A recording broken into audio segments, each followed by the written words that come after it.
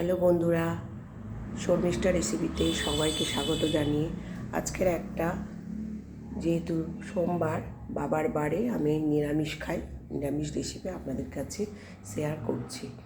দেখুন আজকের কি মেনু আছে।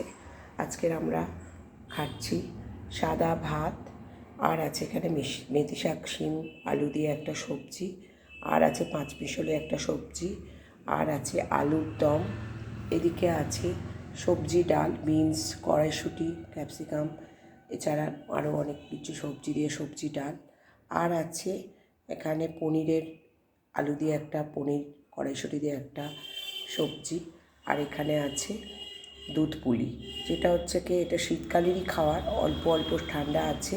আমার একটু গুঁড়ো চালের এবং একটু ঘরে দুধও ছিল এবং একটু তা খেজুর গুঁড়ো বাড়িতে রাখা ছিল, সেই জন্য একটুখানি আমি জাস্ট দুধ পুলি করেছি আর টমেটোর চাটনি। যদি আমার এই ভিডিওটা ভালো লাগে তাহলে প্লিজ অনেক করে লাইক, শেয়ার এবং সাবস্ক্রাইব করবেন। যদি নিত্য নতুন কোনো ভিডিও চান তাহলে আমাকে প্লিজ